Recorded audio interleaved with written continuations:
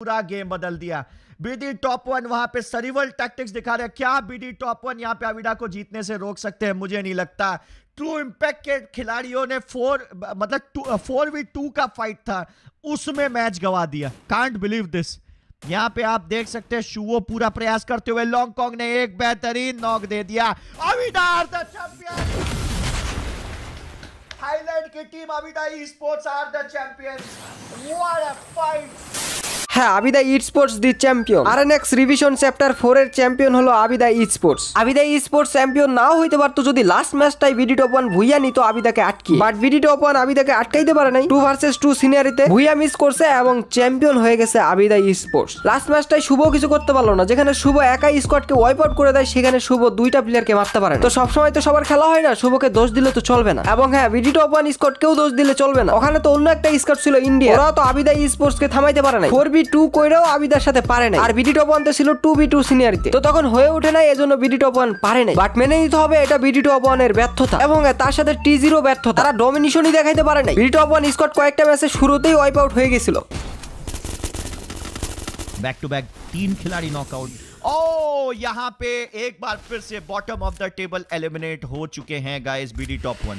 আবার ওদিকে টিজি বারবার নিজেদের ম্যান পাওয়ার হারাচ্ছিল এবং হ্যাঁ, তারা প্রত্যেকটা ম্যাচে কিল করতেছিল, কিন্তু ওই কিলের কোনো দাম নাই। ভুইয়া নিতে হবে এবং ডমিনেশন দেখাইতে হবে নিজেদের, তারপরেই না চ্যাম্পিয়ন হওয়া যায়। এই যে আরএস কে ফাইনালে যাওয়ার পরে যেই ডমিনেশন দেখায়, ওরকম ডমিনেশন দেখাইতে হবে ফাইনালে, তাহলেই ভাই চ্যাম্পিয়ন হওয়া যাবে। আর কি বলবো, টিজি তারা তো নতুন টিম, আর বাংলাদেশ টপ 1 টিম তো অনেক পুরানো। তারা সব সময় ভালো খেলে, কিন্তু ফাইনালে গিয়ে তাদের যে কি হয়, তারা নিজেদের ডমিনেশন দেখাইতেই পারে না। তারা শুরুতেই ওয়াইপ আউট হয়ে যায়। তারা কি খেলে, এলোমেলো খেলা, কিছুই বুঝি না। এই যে এফএফডব্লিউএস টুর্নামেন্টটা হইলো বাংলাদেশে, ওইখানেও বাংলাদেশ টপ 1 ভালো ডমিনেশন দেখাচ্ছিল, বাট ফাইনালে তারা এলোমেলো হয়ে গেছে। মানে বিডি টপ 1 ফাইনালে গিয়ে তারা খেলতেই পারে না। এখান থেকে বিডি টপ 1 কে কাটিয়ে উঠতে হবে, ফাইনালে নিজেদের ডমিনেশন দেখাইতে হবে, তাহলেই তো চ্যাম্পিয়ন হতে পারবে। এবং টিজি দি গড, তারা নতুন টিম হলো, একদম নতুন না, তারা বিডি টপ 1 এর থেকে নতুন, বাট তারা ভালো পারফর্ম করতেছে। কিন্তু তাদের কিছু কিছু ল্যাকিং আছে, সেগুলো কাটিয়ে উঠতে হবে। যেরকম ফাইট নিলে তারা কিল করতেছে, বাট তাদের ম্যান পাওয়ার হারাচ্ছে, যে অভ্যাসটা কিনা খুবই খারাপ। ইন্টারন্যাশনাল লবিতে যদি ম্যান পাওয়ার হারায়, সেই ম্যান পাওয়ার রিভাইভ করা খুবই কঠিন। তো এই অবস্থাও কিন্তু টিজি কে কাটাই উঠতে হবে। এবং বাংলাদেশ টপ 1 তারা আমাদেরকে নিরাশ করতেছে বারবার। ফাইনালে তাদের নিজেদের পারফরম্যান্স ডমিনেশন দেখাইতে পারতেছে না। কেন পারতেছে না বিডি টপ 1? এই ভুলটা তাদেরকে খুঁজে বের করতে হবে এবং এই ভুলটা শুধরে নিতে হবে, তাহলেই আশা করা যায় বিডি টপ 1 থেকে আমরা ভালো কিছু পাবো। তো এখন চলো বিডি টপ 1 এর কিছু হাইলাইট দেখে আসি, তারপর আমরা টিজির হাইলাইটস দেখবো, দেন আমরা পয়েন্টস টেবিল নিয়ে কথা বলবো। पर कहर बरसाने की कोशिश है प्रांतो की। What a shot that was by Pranto. Oh यहाँ पे পাল্লা প্রান্ত কঠিন একটা শট লাগে, যেখানে এনজি পুরো ফর্মে ছিল, 25টা কিল করে সেই এনজির একটা প্লেয়ারকে ওয়ান ট্যাপ মেরে ক্লিয়ার করে দিল প্রান্ত। বাট শেষ ম্যাচ হয়ে ওঠে নাই, প্রান্ত আর 3টাকে মারতে পারে নাই। কেমনে মারবে ভাই?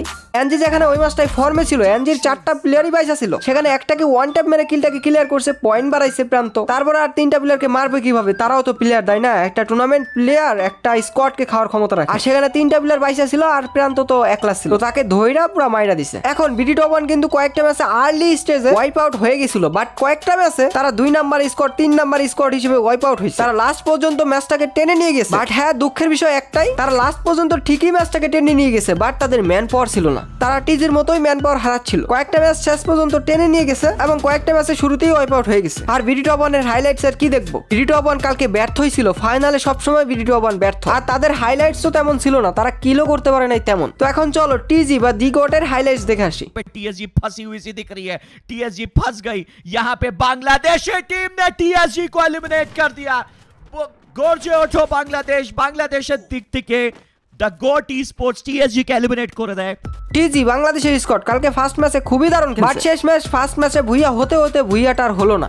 अविडा को भी खामोश कर दिया गया है। It's all between the 2 players from India and 2 players from Bangladesh से the GOAT E sports, Bharat से मेटा निंजा। पहले मैच में अविडा से ज्यादा एलिमिनेशन और अविडा से ज्यादा पॉइंट्स लेके जा सकती है वो टीम जो बूया करेगी। पहले मैच में अगर आप देखें, यहां पे पूरी कोशिश करते हुए मेटा निंजा, गिनोत्रा के उस ग्रेनेड ने अपना कमाल किया, मानिक को डैमेज देते हुए शैंकी, एफएमएमआईसी के एमवीपी शैंकी के पास मौका यहां पे इस बड़े स्तर में मेटा निंजा को जिताने का।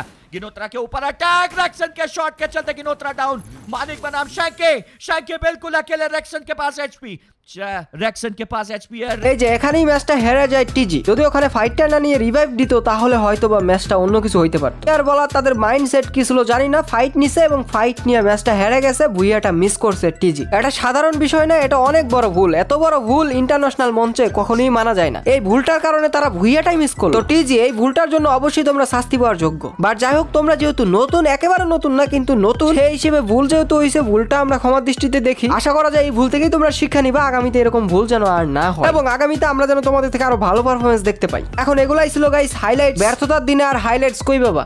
যদি তারা ডমিনেশন দেখাইতো বিডি টপ 1 বা বলো টিজি, তারা যদি ডমিনেশন দেখাইতো তাহলে তাদের হাইলাইটস এ ভরপুর থাকতো। বাট তারা ব্যর্থ, তাহলে হাইলাইটস আর কই পাবো, তাই না? তো এখন চলো পয়েন্টস টেবিলটা একটু আমরা দেখি। এটা হলো ফাইনালের পয়েন্টস টেবিল। পয়েন্টস টেবিল দেখে লাভ নাই, কারণ Abida sports champion. But points টেবিলটা দেখানোর কারণ আছে। কারণটা দেখো, হ্যাশট্যাগ ভারতে কোন দল, রাত ভাই ওয়াইটি, বিডি টপ 1। মানে তাহলেই ভাবো তারা কতটা ব্যর্থ ছিল। কিল করছে মাত্র 14টা আর তাদের টোটাল পয়েন্ট 36। এটা নাকি বিডি টপ 1 এর ডমিনেশন। আসলে ফাইনালে কেন জানি বিডি টপ 1 খেলতে পারে না। এটা ভাই কাটিয়ে উঠতে হবে, বিডি টপ 1 কে তো ফাইনালেই খেলতে হবে। আশা করা যায় এটা কাটিয়ে উঠবে বিডি টপ 1 এবং আগামীতে ফাইনালে আমরা তাদের থেকে ভালো কিছু পাবো। এখন আরেকটা জিনিস দেখো, হ্যাশট্যাগ এইটা কোন দল, টিজি দি গড।